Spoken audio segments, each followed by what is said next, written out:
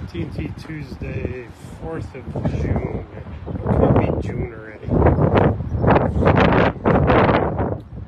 don't know. What are we doing? Oh, it's a week of wheelies, which I think Phil is doing whatever he calls his week of wheelies thing. Hi, David. Let's see here. Have you seen this one already? It's a sad little flatty. Motor that's in it is seized. That already. And then the switches around. Good, great engine. The backup that was supplied. Where'd it go? I'm not sure where it went. Oh, here it is. Check this out. This is cool. 4-cylinder, okay? 1, 2, 3, 4. Pistons. 1, 2, 3. Nada. It's not a good crate motor. So that one's, well, the Jeep, we're going to pull the motor, tranny transfer case, send both motors to the machine shop. Hopefully there's enough parts between two motors to build one. Transmission and transfer case. If you're listening, Tyler, which you're probably not, you'll see the transmission and transfer case here shortly. The customer has decided to just start rebuilding and get her going. So, second wheelies of the week. So we're going in age progression. That is the oldest. It's a 46.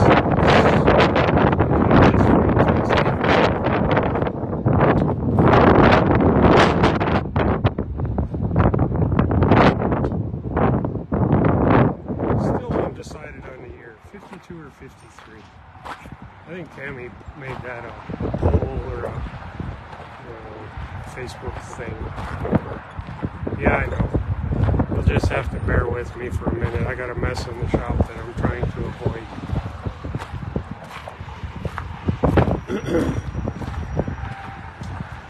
And the third and final is this one.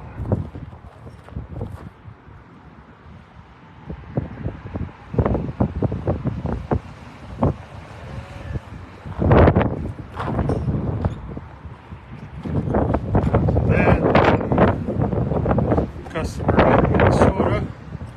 He was out in Moab for a couple weeks vacation and had some clunks, some rattles, some clicks, some pops, some bangs, whatever.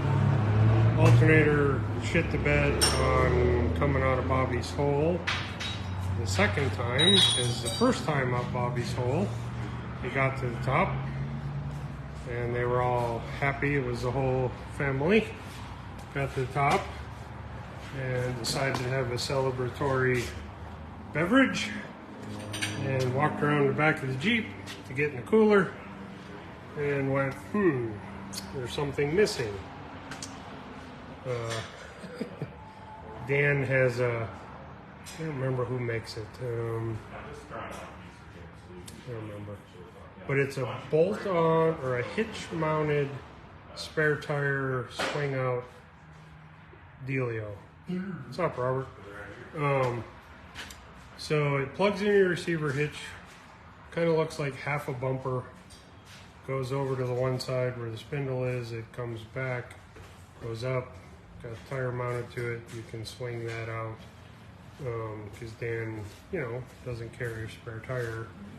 When he's just cruising around the Twin Cities, he only keeps it when he's, doing Jeep things. Well, we got Tigger in the background. We'll get to that in a minute. So he gets to the top of Bobby's Hole, which if none of you have ever driven through Canyonlands National Park proper, on a permit, through, over and down Elephant Hill, if you continue moving south mostly south, southwest, whatever. The way out of there, that obstacle is called Bobby's Hole. If you're paying attention, several years ago, we had the, sorry, my back itches, the Safari LJ, yeah, that's right, the blue one. It had an electrical issue within eyesight of the bottom of Bobby's Hole, and we had to drag it up Bobby's Hole, which took 3 Jeeps, 2 winches. Yeah, it was a real rodeo. So anyway, so it's a, I mean, it's not, you know, Chewy Hill or things of that nature like on Pritchett, but you know, for an overlander, it's a pretty sizable and formidable obstacle to get to the top of that Bobby's Hole. So anyway, he gets to the top, they're gonna have a beverage, have a snack, goes to the back of the Jeep to open the tailgate up, and there's no spare tire. There's no spare tire holder. So he looks behind him and sees in the distance a black object and went nuts. Well, we're going back down. So going down would be entertaining. So they went down, they retrieved the spare tire carrier and the spare and put it back on. What had happened is, I think the hitch pin, because it secures itself with a hitch pin, I think the pin had worked its way out from vibrations and whatnots and fell out, and Dan was staring at Bobby's Hole and concentrating on getting to the top of that, not really paying attention that it fell off the Jeep. So anyway, he goes back, gets the spare tire, puts the spare tire back on. Now, you gotta know Dan, he's a little larger individual than I am, and his beautiful little petite wife had to help him pick that up and put it back on. So they get back to the top of Bobby's Hole for the second time, and they were watching halfway up the alternator, the voltmeter going down and down and down and down. So the charging system was not happy, which meant we had to shut anything off that draws power, which is AC. It has a vintage air AC system in it, which Dan had just upgraded to a rear additional AC unit, because that little bugger gets pretty hot with a V8 in it, in 1960s sheet metal without a lot of insulation. So to keep everybody happy, we put auxiliary air in the back, so which is, you know, the blower and all that runs on 12 volts. So we had to shut all that off, so it got a little toasty. So that's why it's here. We're gonna fix the charging system, make sure the AC system's up to speed, check suspension, because it's been a while since we've had it, and it's here, so we might as well. So that's the weak willies. We got 3 of them here that are in need of some service. And that's why we're here, actually, to service things. Speaking of servicing things, we have Tigger. What are we doing to Tigger? Well, Tigger is getting some overdue maintenance. So we figured this out the other day. This Jeep is a 2011. It was ordered, I think I told you this story, put on a trailer, 7 miles, I cut it apart, yada yada yada. I don't recall that it's ever been back. Maybe once. Kelly runs it pretty hard, takes very good care of it, but sometimes you just need a little help from a welder. So that, along with the outer brace, which Jason has somewhere, is going here. Because the one that was there is no more. So we have to do some suspension maintenance. You know, people are like, oh Bob, your stuff broke. Well, anything breaks, especially when you feed it a 5.7 Hemi coupled to a 6-speed Granny Low 4-speed, coupled to a 5-to-1 Atlas, coupled to 513 gearing. Yeah, it's pretty hard on stuff, so no big deal. Little reverse fabrication, a little forward fabrication, a little paint, and Kelly's back up and running. We're also going to service diffs while it's here. A few other odds and ends, and this Jeep will probably leave here sometime next week with wet paint headed for the Rubicon, because that's how Kelly rolls. I think I told you that story when we finished it. He showed up one morning and I was like, "Hi, why are you here?" He's like, "I'm come to get my Jeep." I'm like, "Well, I didn't call you until it was done." He goes, "Well, I figured you'd be done by today, so I just came over from Salt Lake City." We dinked around the morning, showed him all the cool stuff we did, went for a drive, brought back in the shop, did the paperwork, got the check, most important part, and Kelly's like, "All right, I gotta go." I'm like, "Well, what's your hurry? You know, stick around, we'll shoot the shit, we'll go play with the Jeep." And, you know, he goes, "No, I gotta be home for my kid's baseball game." Okay. Tomorrow? He goes, "No, tonight. He plays at 6:30. And it's like 1 o'clock in the afternoon. Salt Lake City is 300 and some miles away." He goes, "Oh, I got plenty of time." I'm like, "It's a brand new Jeep. It's got 15 miles on it." Everything is new. He jumped in it, spun her up to about 85 miles an hour, and off he went. He was there for the baseball game. So that's how Kelly rolls. So wet paint doesn't really scare him. This Jeep, it'll be dry by the time it gets to Rubicon. That's, you know, like 20 hours away from here. So he'll be in good shape. What else we got going on? Slow progress on bends. But we're getting there. Got the front end welded out fully. Nick will be spraying some paint. The rear end is hung. Everything's painted back here. Gas tank's back in it. So goal is to make smoke on Thursday, and then spend Friday, and I'll probably drive it for the weekend just to see what I see and hear what I hear, and Monday we'll go through that short list if there is one, and then just keep driving it till Ben gets here late next week. So we're in good shape. What is going over here? We got a mess over here. We have a BMW convertible, 2005, I think it is. Ricky Racer got his hands on it and slammed it with some less than stellar parts. So it's currently puked apart. There's some of the Ricky Racer stuff that came out, the Bilstein parts that are going back in. So it's getting all Bilstein suspension. A little service here and there, rear diff fluid change. So, you know, just maintenance. Daniel's already got all the rear Bilstein components in. So we get that one patched up, and we have Tammy's Jeep. So we haven't taken anything apart back here yet.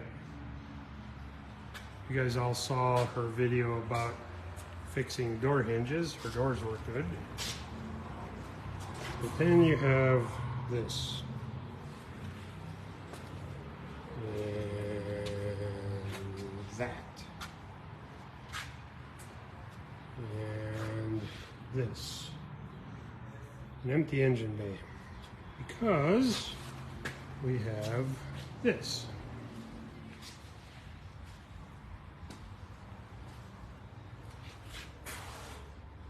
Another 3/6 some assembly required. So So hopefully Tammy goes back to driving a 6-cylinder Jeep versus a 5-cylinder. She's been driving a dead hole for a while, just because of things in her life and everybody's life, and we finally have the opportunity to fix or start fixing her Jeep. And today we just covered this. For those of you that have late model JKs, stay tuned. There is a fix to Chrysler's infinite wisdom of molding a clear plastic upper windshield washer reservoir to a black ABS plastic tray that holds the windshield washer reservoir. We'll start at the front. So that reservoir is molded to that big black monstrosity, and the blue streak there, it goes all the way back there. So in order to change the windshield washer reservoir, you have to completely remove all of the ABS stuff, the compressor, the proportioning valve, all them lines, all that stuff. Get it out of the way. You don't have to break the system and bleed brakes, but you got to get it out of the way. You got to take the computer off, and then that whole tray. It's not bad when the motor's out. When the motor's in there, it kind of sucks. So you got to take that whole thing out to replace that whole thing, just so your windshield washer reservoir doesn't leak. Now, that part is on intergalactic, national, intergalactic, whatever. You can't get one. They're back ordered to the end of time.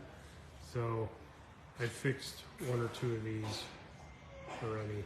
So I'll show you next week how we fix that. Little grinder, little sawzall,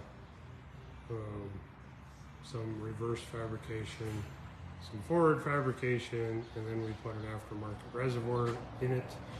And bada boom, bada bing, you have same capacity of fluid with something that is serviceable in the future.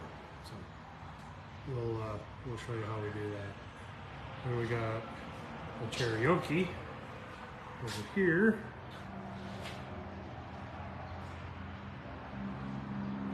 Good customer. Jeep's been in and out of the shop quite a few times over the years. Little upgrades here, little upgrades there. Brought it in for a clunk. Cannot find said clunk. So it's hard to show you what I was doing, but I was something like this. I don't know what that is. And I leaned, and the roof rack went clunk, clunk, clunk. So, simple fix. Took the roof rack off, made some little rubber spacers, tightened all the hardware up, and I think we have his clunk solved. If any of you have been in a Cherokee over the years, it's a unibody. They will resonate, the dumbest squeak will resonate through the cab and will make you bonkers trying to figure out where the hell it's coming from. This clunk sounded like a shock bushing, clunk clunk, when you go over a bump, and it's got fairly new suspension that we put on it not too long ago, so we checked it, but that ain't it. And it was a roof rack mount that was clunk clunk on the drip rail, and that was resonating through the sheet metal, and so I think we got that fixed. So, you know, that's what we do. We fix Jeeps. We fix sick cars. We build cool parts. That's TNT in a nutshell. Thanks. Have a good night. Bye. But really, that's all I got. Got a couple more in the on-deck circle way back there. The Mojave LJ is back. It finally got here Monday morning. It was supposed to be here Saturday, but the transport company had problems with air brakes and were stuck in western Wyoming for a couple of days till they got that resolved. Yeah, stand by, here comes the fire department.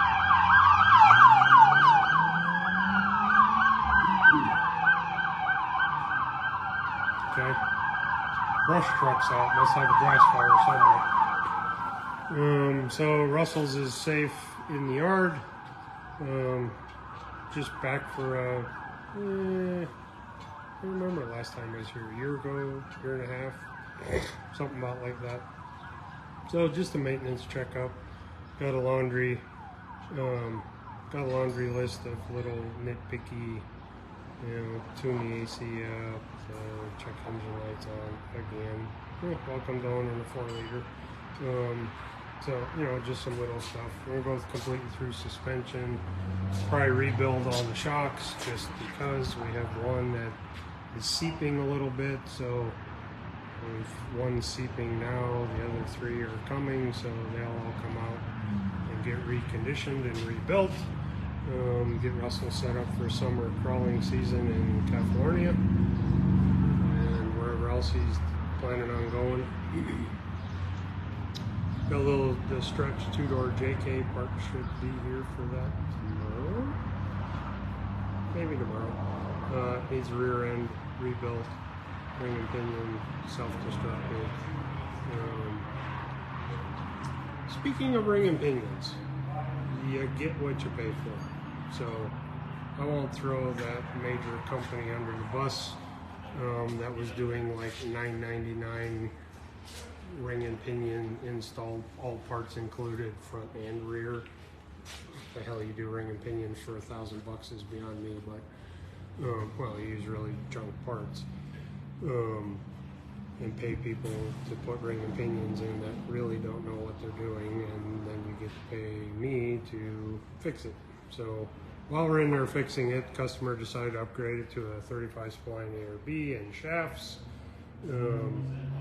So as soon as those parts hit the floor tomorrow, the next day we'll get that in and rip and tear and properly set the rear end up and plumb up his ARB and get it working and send him somewhere in Oregon, I think he said, next week. So, we always run right up to the wire around here. So other than that, we got a bunch of sick cars as usual, and that's kind of what we do. So manufacturing is going well. Jake and the boys are plugging away, so if you got stuff ordered, be patient. They're cranking it out as fast as they can. Thank you for the orders that keep coming. Must need more support on that. What's that one? Well, that's a crash truck. Maybe it was a wreck on the interstate. So yeah, we just keep doing our thing, and we're thankful for everybody that brings us their stuff. Other than that, I don't really know a whole lot. As soon as we can get Ben's done and Tigger, all this maintenance stuff that showed up, Jason and I have been working on the JL 4-door. We got some ideas, so stay tuned. Probably going to take us a little longer than normal, but we'll get there, and we'll keep you in the loop as we build new stuff for the 4-door JLs.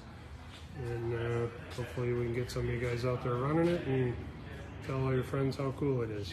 So with that, I think I'm going to finish up, do my paperwork, and go home and continue building a deck. Because, you only need to sleep when you're dead. So until next week, thank you for tuning in. See you later.